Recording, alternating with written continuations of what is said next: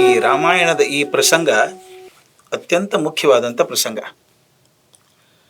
ರಾಮ ಲಕ್ಷ್ಮಣರು ಬಂದಿದ್ದಾರೆ, ಮಿಥಿಲಾ ನಗರಕ್ಕೆ ಬಂದಿದ್ದಾರೆ.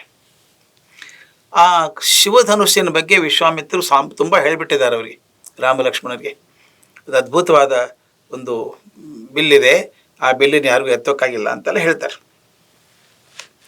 ಈ 67ನೇ ಸರ್ಗ ಶುರು ಆಗುವಾಗ ಜನಕನ ಮಾತನ್ನು ಕೇಳಿ ವಿಶ್ವಾಮಿತ್ರರು ಹೇಳ್ತಾರೆ, ರಾಜರೇ, ಈ ರಾಮನಿಗೆ ನಿಮ್ಮ ಧನುಸ್ಸನ್ನು ತೋರಿಸಿ ಸ್ವಲ್ಪ ಅಂತ. ಎಷ್ಟು ಹುಷಾರಾಗಿ ನೋಡಬೇಕಿದೆಲ್ಲ ರಾಮಾಯಣ ಓದಬೇಕಾದ್ರೆ. ವಿಶ್ವಾಮಿತ್ರರಿಗೆ ರಾಮನ ಶಕ್ತಿ ಏನು ಅಂತ ಗೊತ್ತಿದೆ, ಸುಮ್ಮನೆ ಕರ್ಕೊಂಬಂದಿಲ್ಲ ಅವರು ಅವನ್ನ. ಅದು ಎಷ್ಟು ಚಂದ ನಾಟಕ, ಜಗತ್ತಿಗೆ ಒಪ್ಪು ಹಾಗೆ.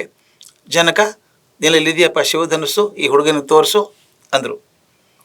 ಆಗ ಅವನೇನು ಹೇಳ್ತಾನೆ, ಆ ಧನುಸ್ಸನ್ನು ತೊಗೊಂಬನ್ನಿ ಅಂತ ತನ್ನ ಸೇವಕರಿಗೆಲ್ಲ ಹೇಳ್ತಾನೆ, ಮಂತ್ರಿಗಳಿಗೆ ಹೇಳ್ತಾನೆ. ಅವ್ರ ಮಂತ್ರಿಗಳು ಹೋಗಿ ತಂದರು ಅದನ್ನು ಅಂತ. ಎಷ್ಟು ಚಂದ ವರ್ಣನ ಮಾಡ್ತಾರೆ ಅದನ್ನು. ತರಬೇಕಾದ್ರೆ ಹೇಗಿತ್ತು ಅಂದರೆ 8 ಗಾಲಿ ಇತ್ತಂತೆ. ನಿಮ್ಮ ಕಣ್ಮುಂದೆ ಚಿತ್ರ ಬರಬೇಕು. ಒಂದು ದೊಡ್ಡ ಪೆಟ್ಟಿಗೆ ಅದು. ಆ ಪೆಟ್ಟಿಗೆಗೆ 8 ಗಾಲಿ ಇದ್ದಾವೆ. ಎತ್ತೋಕ್ಕಂತೂ ಆಗಲ್ಲ, ಅದು ಭಾರ ಇರೋದ್ರಿಂದ ಅದನ್ನು 8 ಗಾಲಿ ತಳ್ಕೊಂಬರೋದು. ಅಂದರೆ ಆಗಿನ ಕಾಲದಲ್ಲಿ ಎಷ್ಟು ಚೆನ್ನಾಗಿ ಪ್ಲ್ಯಾನ್ ಮಾಡಿದ್ರು ಅಂತ. ಈಗ ನೋಡಿ, ವೀಲ್ ಚೇರ್ ಮಾಡ್ಕೊಂಡಿದ್ವಿ ನಾವು, ಎತ್ತೆತ್ತಿಡೋದು ಬೇಡ ಅಂತ. ಈ ಕೆಲವು ಕಾಟಿ ಕೂಡ ಮಾಡಿದ್ದಾರೆ, ಕೆಳಗಡೆ ಎತ್ತಿ ವೀಲ್ ಕೂಡಿಸ್ಬಿಟ್ರೆ ಲಾಕ್ ಮಾಡ್ಬೋದು, ಬೇಕಾದ್ರೆ ಸರಿಸ್ಕೋಬೋದು, ಕ್ಲೀನ್ ಮಾಡೋಕೆ ಅನುಕೂಲ ಆಗುತ್ತೆ. ಅಂದರೆ ಭಾರಿ ಭಾರಿ ವಸ್ತುಗಳನ್ನು ಗಾಲಿ ಇಟ್ಟರೆ ತಿರುಗಿಸ್ಬೋದು, ತೊಗೊಬೋದು ಅಂತ ಆಗಿನ ಕಾಲಕ್ಕೆ ಗೊತ್ತಿತ್ತು ಅವರಿಗೆ. 8 ಗಾಲಿ ಇರುವಂಥ ಪೆಟ್ಟಿಗೆಯೊಳಗೆ ಆ ದೊಡ್ಡದಾದಂಥ ಒಂದು ಬಿಲ್ ಇಟ್ಕೊಂಡು ಬಂದ್ರಂತೆ. ಅದು ಹೇಗೆ ತಂದರು ಅಂತ ಹೇಳ್ತಾರೆ. ಅಲುಗಾಡಲ್ಲ, ಅದು ಭಾರಿ ಭಾರ ಇರೋದ್ರಿಂದ 5,000 ಜನ ಅಂತ ತಳ್ಕೊಂಡು ಬಂದ್ರಂತೆ. ನಾನು ಕಲ್ಪನೆ ಮಾಡೋಕ್ಕೆ ಸಾಧ್ಯ ಇಲ್ಲ. 5,000 ಜನ ತಗೊಳ್ಳಿ ಜಾಗ ಎಷ್ಟು ಬೇಕಾಗತ್ತೆ ಅಲ್ವಾ? ಕಲ್ಪನೆ ಮಾಡ್ಕೊಳ್ಳಿ. ಒಂದು ಸಿನಿಮಾ ಬಿಟ್ಟರೆ ಥಿಯೇಟ್ರಿಂದ 1,000 ಜನ ಬರ್ತಾರಪ್ಪ, ಏರಿಯಾ ತುಂಬ್ಕೊಂಡಿರುತ್ತೆ ಪೂರ್ತಿ. ಅಂಥದ್ದು 5,000 ಜನ ಅದನ್ನು ತಳ್ಕೊಂಡು ಬಂದರು ಪೆಟ್ಟಿಗೆ. ಅಂದರೆ ಪೆಟ್ಟಿಗೆ ಯಾವ ಗಾತ್ರದ್ದಿರಬೇಕು, ಬಿಲ್ ಯಾವ ಗಾತ್ರದ್ದಿರಬೇಕು ಲೆಕ್ಕ ಹಾಕಬೇಕು. ಅದು 5,000 ಜನ ಹೆಂಗೆ ಹೇಳ್ತಾರೆ, ಸುಮ್ಮನೆ ತರಲಿಲ್ಲ. ನೃಣಾಂ ಶತಾನಿ ಪಂಚಾಶದ್ ವಾಯತಾನಾಂ ಮಹಾತ್ಮಾನಾಂ ಮಂಜೂಷಾಂ ಅಷ್ಟಚಕ್ರ ಅಂತ ಸಮೂಹಸ್ಥೆ ಕಥಂಚನ. ಕಷ್ಟಪಟ್ಟು ತಳ್ಕೊಂಬಂದ್ರಂತೆ ಅವ್ರು 5,000 ಜನ. ಅದನ್ನು ತಂದಮೇಲೆ ಆ ಮುಚ್ಚಳ ತೆಗೆದು ಅದನ್ನು ನೋಡಿ ರಾಜನಿಗೆ ಹೇಳಿದ್ರಂತೆ, ರಾಜ ನೋಡಿ, ನೀನು ಹೇಳಿದಂಥ ಎಲ್ಲರಿಂದ ಸಮ್ಮಾನಿತವಾದಂಥ ಬಿಲ್ಲಿಲ್ಲಿದೆ, ಅದನ್ನು ಬೇಕಾದ್ರೆ ಅವ್ರು ತೋರಿಸು ಅಂತ ಹೇಳಿದಂತೆ. ಆಗ ಜನಕ ಹೇಳ್ತಾನೆ ವಿಶ್ವಾಮಿತ್ರರಿಗೆ, ಮಕ್ಕಳೇ ನೀವು ನೋಡಿ, ರಾಮ ಲಕ್ಷ್ಮಣ ನೀವು ನೋಡಿ, ಈ ಧನುಸ್ಸದಲ್ಲ ಭಾಳ ದೊಡ್ಡದು. ಇದು ಜನಕ ವಂಶೀಯ ನರೇಶ್ವರರು ಸತಾ ಪೂಜೆ ಮಾಡಿದ್ದಾರೆ. ಜನಕ ಅನ್ನೋದು ಅವನ ಹೆಸರಲ್ಲ, ಅದು ಅಡ್ಡ ಹೆಸರಿದ್ದ ಹಾಗೆ, ಕುಲದ ಹೆಸರು. ಜನಕ ಇವನು 21ನೇದವನು, ಮೊದಲಿನ ಆದಿ ಜನಕನಿಂದ 21ನೇ ಜನಕ ಈತ. ನಮ್ಮ ಪರಂಪರೆಯಲ್ಲಿ ಪೂಜೆ ಮಾಡ್ಕೊಂಡು ಬಂದಿದ್ದಾರೆ, ಅವತ್ತಿಂದ ಇಲ್ಲಿವರೆಗೂ ಪೂಜೆ ಮಾಡಿದ್ದಾರೆ. ಇದನ್ನ ಎತ್ತೋದಕ್ಕೆ ಯಾರ ಕಡೆಯಿಂದನೂ ಆಗಿಲ್ಲ. ಇದು ಹೇಗೆ ಚೆನ್ನಾಗಿದೆ ನೋಡಿ, ಯಾರ ಕಡೆಯಿಂದ ಎತ್ತೋಕ್ಕಾಗಿಲ್ಲ. ಇದ್ರ ಹಿಂದೆ ಬೇಕಾದಷ್ಟು ಜನ ಪ್ರಯತ್ನ ಮಾಡಿದ್ದಾರೆ. ದೇವತೆಗಳ ಪ್ರಯತ್ನ ಮಾಡಿದ್ದಾರೆ, ಅಸುರರು ಮಾಡಿದ್ದಾರೆ, ರಾಕ್ಷಸರು ಮಾಡಿದ್ದಾರೆ, ಗಂಧರ್ವರು ಮಾಡಿದ್ದಾರೆ, ಯಕ್ಷರು, ಕಿನ್ನರರು, ಮಹಾನಾಗಗಳು ಕೂಡ ಬಂದು ಎತ್ತೋಕೆ ಹೋಗಿ ಸೋತಿದ್ದಾರೆ. ವಾಲ್ಮೀಕಿ ರಾಮಾಯಣದಲ್ಲಿ ಹಿಂಗೆ ಹೇಳ್ತಾರೆ. ಇನ್ನು ಬೇರೆ ರಾಮಾಯಣದಲ್ಲಿ ರಾವಣ ಕೂಡ ಬಂದಿದ್ದ ಅಂತ, ಬೇರೆ ಕಡೆ ಕಥೆಯಲ್ಲಿ ಬರುತ್ತೆ. ವಾಲ್ಮೀಕಿ ರಾಮಾಯಣದಲ್ಲಿ ಇಲ್ಲ, ಅದು ಮೆನ್ಷನ್ ಮಾಡಲ್ಲ. ರಾವಣ ಬಂದ, ಗೊತ್ತಾಯ್ತು ಅವನಿಗೆ ಇಂಥದ್ದೊಂದು ಬಿಲ್ಲಿದೆ, ನನಗೇನು ಕಷ್ಟ ಅಂದ ಅವನು. ಎಂತಿಂಥವ್ರು ಸೋಲಿಸಿದ್ದೀನಿ, ಬಂದು ನಾನು ಬಿಲ್ಲಿ ಹೂಡ್ತೀನಿ ಅಂತ. ಜನಕ ಒಂದು ಹೇಳಿದ್ದ, ಈ ಮಗು ಅಯೋನಿಜೆ, ಯಾವ ತಾಯಿ ಹೊಟ್ಟೆಯಿಂದ ಹುಟ್ಟಿದವಳಲ್ಲ ಸೀತೆ, ಈಗೇನೊಬ್ಬ ಅತ್ಯಂತ ದೊಡ್ಡವನಿಗೆ ಮದುವೆ ಮಾಡಬೇಕು ಅಂಥೇಳಿ ವೀರ್ಯ ಶುಲ್ಕ ಅಂತ ಇದ್ರು. ಅಂದರೆ ಪ್ರಪಂಚದಲ್ಲಿ ಅತ್ಯಂತ ಶೂರನಾದಂಥ ವ್ಯಕ್ತಿಗೆ ಮಾತ್ರ ಈಕೆಯನ್ನು ಕೊಟ್ಟು ಮದುವೆ ಮಾಡಬೇಕು ಅಂತ ತೀರ್ಮಾನ ಮಾಡ್ಕೊಳ್ಳೋದು. ಹಾಗೆ ಮಾಡ್ಕೊಂಡಿದ್ದಾನೆ. ಯಾರು ಎತ್ತಾರೆ ನೋಡೋಣ ಅಂತ. ರಾವಣ ಬಂದಂತೆ. ರಾವಣ ಬಂದು ಎತ್ತೋಕೆ ಬಂದ, ನೋಡ್ತಾನೆ, ನನಗೇನು ದೊಡ್ಡದು ಪರೀಕ್ಷೆ ಇಟ್ಟಿದ್ದಾರೆ, ನನ್ನ ಮೇಲೆ ಇದನ್ನ, ನನಗೇನು ಪರೀಕ್ಷೆ ಅಂತಂದವನು ಹೋಗಿ ಎತ್ತೋಕೆ ಹೋದ. ಎತ್ತೋಕ್ಕಾಗದೆ ಮೈ ಮೇಲೆ ಹಾಕ್ಕೊಂಡು ಬಿದ್ದುಬಿಟ್ಟ ಅಂತ. ಬಿದ್ದು ತೆಗಿಯೋಕ್ಕಾಗಲಿಲ್ಲ, ಮೈ ಮೇಲೆ ಬಿದ್ದಂಥ ಬಿಲ್ ಒದ್ದಾಡ್ತಾ ಇದ್ದ. ಕೊನೆಗೆ 1000 ಜನ ಬಂದು ಎತ್ತಿ ಸರಿಸಿ ಅವನ್ನ ಕೂಡಿಸಿದ್ರು ಅಂತ. ಅವನು ಹೋಗ್ಬಿಟ್ಟ. ಅವನು ಕೋಪ ಬಂತು, ಅವನಿಗೆ ಕೋಪ ಬಂದು, ನಾನು ಪರೀಕ್ಷೆ ಮಾಡೋಕೆ ಹಿಂಗೆ ಮಾಡಿದ್ದೀರಾ, ಹೋಗ್ತೀನಿ ನಾನು, ಶಕ್ತಿ ಸಂಪಾದನೆ ಮಾಡ್ಕೊಂಡು ಮತ್ತೆ ಬರ್ತೀನಿ, ನಾನು ಬಂದು ಎತ್ತೀನಿ ಅಂತ ಹೇಳಿದ್ದ ಅಂತ ಕತೆ ಬರುತ್ತೆ. ಈ ಕಥೆನ ಕುವೆಂಪು ಅವರು ಎಷ್ಟು ಚಂದ ಮಾಡ್ತಾರೆ ಅಂತ ತೋರಿಸ್ಬೇಕು ನಿಮಗೆ. ಭಾಳ ಚಂದ ಇದೆ ಕುವೆಂಪು ಮಾಡುವಂಥದ್ದು. ಕುವೆಂಪುರವರು ರಾವಣ ಬಂದದ್ದನ್ನು ಹೇಳ್ತಾರೆ. ಇಲ್ಲಿ ಸೀತೆ ಇದು ಕವಿಗಳು ಮಾಡುವಂಥ ಬದಲಾವಣೆಗಳು ಚೆಂದ ಇರ್ತದೆ, ತಪ್ಪು ಸರಿ ಪ್ರಶ್ನೆ ಅಲ್ಲ. ಅಲ್ಲಿ ವಾಲ್ಮೀಕಿ ರಾಮಾಯಣದಲ್ಲಿ ಹಾಕಿ ಕೊಟ್ಟಿದ್ದಾರೆ. ವಾಲ್ಮೀಕಿ ಕವನಕ್ಕೆ ದೃಷ್ಟಿಗೆ ಹಾಕಿ ಬಿದ್ದಿದೆ ಅದು. ಕುವೆಂಪು ಅಂತ ಮಹಾಕವಿಗೆ ಅದು ಹ್ಯಾಕೆ ಕಾಣಿಸ್ತು ಅಂತ. ಸೀತೆ ಹಿಂದಿನ ದಿವಸ ತೋಟದಲ್ಲಿ ರಾಮನ್ ನೋಡಿದ್ದಾಳೆ. ಸ್ವಲ್ಪ ಅಲ್ಲಿ ಲವ್ ಆ್ಯಂಗಲ್ ಬರಬೇಕಲ್ವ, ಒಂಚೂರು ಮಾಡಿದ್ದಾರೆ ಅದನ್ನು. ರಾಮ ಹೋಗಿರ್ತಾನೆ ತೋಟಕ್ಕೆ ಹೋದಾಗ ಸೀತೆಯನ್ನು ನೋಡ್ತಾನಲ್ಲಿ, ಸೀತೆನೂ ರಾಮನ್ ನೋಡ್ತಾಳೆ. ರಾಮನು ಆಕೆ ಮೇಲೆ ಒಂಥರ ಒಲವು ಬರ್ತದೆ. ಸೀತೆ ಅಂತೂ ಇವನೇ ನನ್ನ ಗಂಡ ಆಗ್ಬೋದು ಅಂತ ಅನ್ಕೊಂಡ್ಬಿಡ್ತಾಳೆ. ಅಷ್ಟು ಪ್ರೀತಿ ಬಂದ್ಬಿಡುತ್ತೆ. ಎಲ್ಲರೂ ಹೇಳ್ತಾರೆ ನಾಳೆ ದಿವಸ ಅವನು ಧನು ಎತ್ತೋಕೆ ಹೋಗ್ತಾನೆ, ಬಿಲ್ ಎತ್ತೋಕೆ ಹೋಗ್ತಾನೆ ಅಂತ.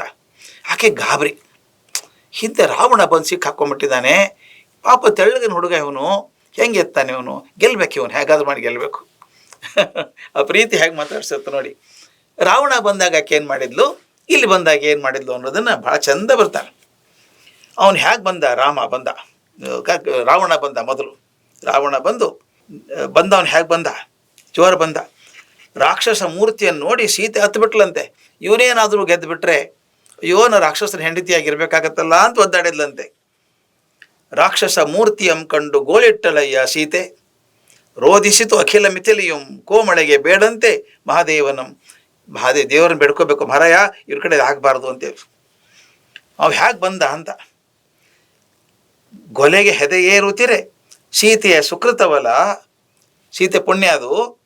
ಚಾಪ ಭಾರಕ್ಕೆ ಕರಂ ತತ್ತರಿಸಿ, ಆ ಬಿಲ್ಲಿನ ಕೈ ನಡುಗ್ಬಿಡ್ತಂತೆ. ತನು ಬೆವರಿ ಚಿತ್ತ ಪಲ್ಲಟವಾಗಿ ಕೈಲಾಸಮಂ ಪಿಡಿದು ತೊನೆದ ದೈತ್ಯಂ ಕುಸಿದು ಬಿದ್ದನು ಪರ್ವತಾಗ್ರಂ ಪ್ರಳಯ ದಶನೆಗೆ ಕೆಡದು ಬೀಳುವಂತೆ. ವರ್ಣನೆ ಚೆನ್ನಾಗಿದೆ, ಸ್ವಲ್ಪ ಹೇಳ್ಬೇಕದನ್ನು. ಎತ್ತೋಕೆ ಹೋದಾಗ ನಡುಗ್ಬಿಡ್ತಂತೆ ಕೈ ಭಾರಾಗಿ. ತನು ಬೆವರಿ, ಮೈ ಬೆವರು ಕಿತ್ಕೊಂಬಂತು. ಚಿತ್ತ ಪಲ್ಲಟವಾಗಿ, ಭ್ರಮೆ ಹಿಡ್ದಂಗೆ ಆಯ್ತು ಅವನಿಗೆ. ಕೈಲಾಸಮಂ ಪಿಡಿದು ತೊನೆದ ದೈತ್ಯಂ, ಇಡೀ ಕೈಲಾಸವನ್ನು ಎತ್ತಿದಂಥ ದೈತ್ಯ ಕುಸಿದು ಬಿದ್ದನು, ಜಾರಿ ಬಿದ್ದ. ಹೇಗೆ ಪರ್ವತಾಗ್ರಂ ಪ್ರಳಯದ ಶನೆಗೆ ಕೆಡದು ಬೀಳುವಂತೆ. ಬೆಟ್ಟದ ಇಡೀ ಪರ್ವತನ ಕೆಳಗೆ ಬಿದ್ದಂಗೆ ಬಿದ್ದ. ಲಂಕೇಶ್ವರಂ ತನ್ನ ಬಿಂಗದ ಬಂಗುಕೊರೆ ಮುಳಿದು ತಿಂತುರುಗಿದಂ, ತನ್ನ ಗೌರವಕ್ಕೆ ಧಕ್ಕೆ ಬಂತು, ಅಭಿಮಾನ ಧಕ್ಕೆ ಬಂತು ಅಂತ ಸಿಟ್ಟಿಂದ ಹಿರಿಗಿದ್ದಂತೆ.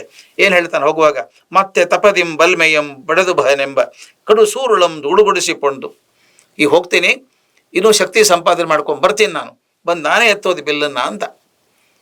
ಸೀತೆ ಗಾಬರಿ ಆಯ್ತು. ಮತ್ತೆ ಬರ್ತಾನಪ್ಪ ಇವನು, ಅವನು ಬರೋದ್ರೊಳಗೆ ಈ ಹುಡುಗ ಆಗ್ಬಿಟ್ರೆ ಒಳ್ಳೇದು ಅಂತ ಕೇಳಿ ಚಂದ ಹೇಳ್ತಾಳಕ್ಕೆ. ಇನ್ನೊಮ್ಮೆ ಆ ರಕ್ಕಸಂ ಬರ್ಪ ಮುನ್ನಮೆ, ಆ ರಾಕ್ಷಸ ಬರೋದಕ್ಕಿಂತ ಮೊದಲೇನೆ ಮನುಜ ವೀರಂಗೆ ನಾಂ ಕೋರಿಯಂ ಕೊಡುವ ಕಾತರ ಮನದಿ ಕುಳಿಯುತ್ತಿರ್ಪೆಂ. ಆ ರಾಕ್ಷಸ ಬರೋದ್ರೊಳಗೆ ಯಾರೋ ಒಬ್ಬ ಒಳ್ಳೆ ಮನುಷ್ಯ ಬಂದು ಮದುವೆ ಆದ್ರೆ ಸಾಕಪ್ಪ ಅನ್ನ ಕಾಯ್ತಿದ್ದೀನಿ ಅಂತ ಜನಕ ಹೇಳ್ತಾನೆ. ಆಕೆ ನೋಡಿದಾಳೆ, ಅವನ್ನ ನೋಡಿ ಪ್ರೀತಿಯಾಗಿದೆ.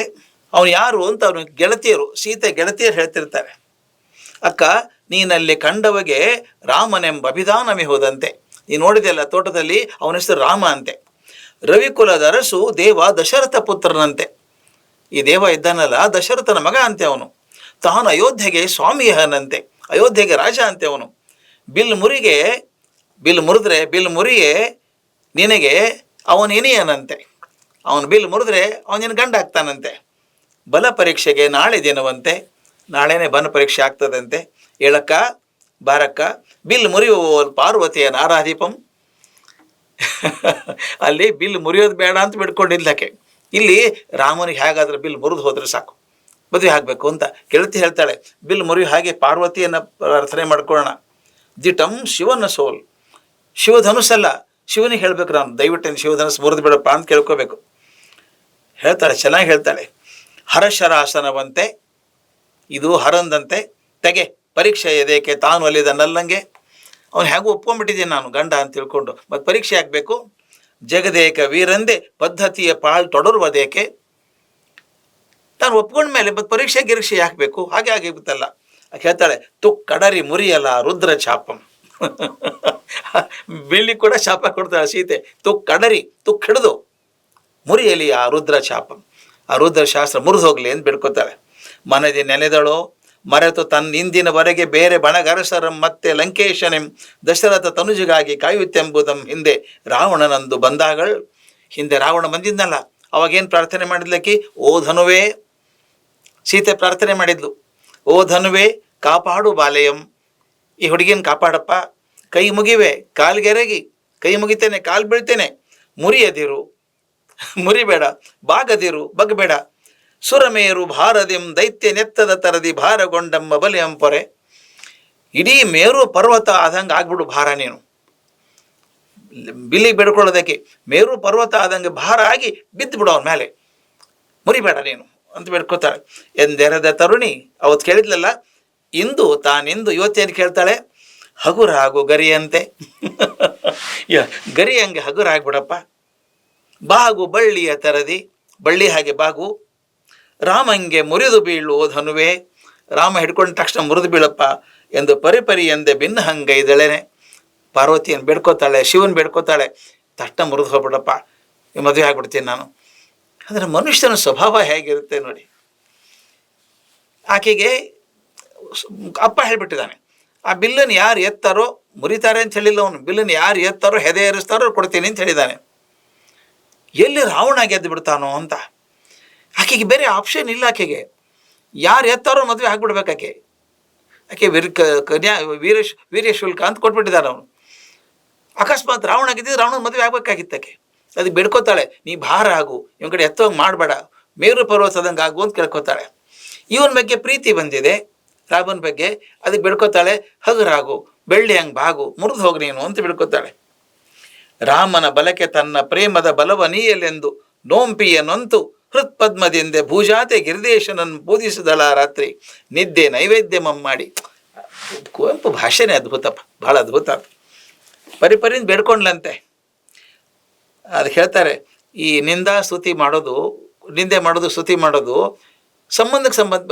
ಪ್ರಸಂಗಕ್ಕೆ ಸಂಬಂಧಪಟ್ಟದಲ್ವಾ. ರಾವಣ ಬಂದಾಗ ಭಾರ ಆಗು ಮುರಿಬೇಡ ಅಂತ ಬೇಡ್ಕೊಂಡ್ಲು, ರಾಮ ಬಂದಾಗ ಬೇಗ ಮುರಿದು ಹೋಗು ಅಂತ ಕೇಳ್ಕೊತಾಳೆ. ಅಂದರೆ ಎಲ್ಲವೂ ನನ್ನ ಮನಸ್ಸಿನಂಗೆ ಆಗಬೇಕು ಅಂತ ಅನ್ನೋದು ಮನುಷ್ಯ ಸ್ವಭಾವ ಅಲ್ವಾ. ರಾಮನ ಬಲಕ್ಕೆ, ರಾಮನ ಶಕ್ತಿಗೆ ತನ್ನ ಪ್ರೇಮದ ಬಲವ ನೀಯಲೆಂದು ತನ್ನ ಪ್ರೀತಿ ಶಕ್ತಿ ಕೊಡಬೇಕು ಅದಕ್ಕೆ, ರಾಮನ ಪ್ರೀತಿಗೆ ಅಂಥೇಳಿ ನೋಂಪಿಯ ನೊಂತು ಹೃತ್ಪದ್ಮದಿಂದೆ, ಹೃದಯ ಕಮಲದಿಂದ ಭೂಜಾತೆ ಸೀತೆ ಗಿರಿಜೇಶನಂ ಪೂಜಿಸಿದಳು ಆ ರಾತ್ರಿ. ಈಶ್ವರನನ್ನು ರಾತ್ರಿಯೆಲ್ಲ ಪೂಜೆ ಮಾಡಿದ್ದಾಳೆ, ರಾತ್ರಿಯೆಲ್ಲ ನಿದ್ದೆಗೆಟ್ಟು ಪೂಜೆ ಮಾಡಿದ್ದಾಳೆ ಅನ್ನೋದನ್ನು ಕವಿ ವರ್ಣಿಸೋ ರೀತಿ ನೋಡಪ್ಪ, ಎಷ್ಟು ಚೆನ್ನಾಗಿದೆ. ನಿದ್ದೆ ನೈವೇದ್ಯಮಂ ನೀಡಿ ಅಂತ. ನೈವೇದ್ಯ ಏನು ಕೊಡ್ಬೇಕು, ನಾವು ಹಣ್ಣು ಹಂಪಲ ಕೊಡ್ತೀವಲ್ಲ, ತನ್ನ ನಿದ್ರೆಯನ್ನೇ ನೈವೇದ್ಯ ಮಾಡಿದ್ಲು ಅಂತ. ಅದರ ನಿದ್ರೆನೇ ಮಾಡಲಿಲ್ಲ ರಾತ್ರಿಯೆಲ್ಲ ಅಂತ, ನಿದ್ದೆ ಮಾಡಲಾರದೆ ಪ್ರಾರ್ಥನೆ ಮಾಡಿ ಹೇಗಾದರೂ ಮಾಡಿ ರಾಮ ಗೆಲ್ಲಿ ಅಂತ ಬೇಡ್ಕೋತಾರೆ.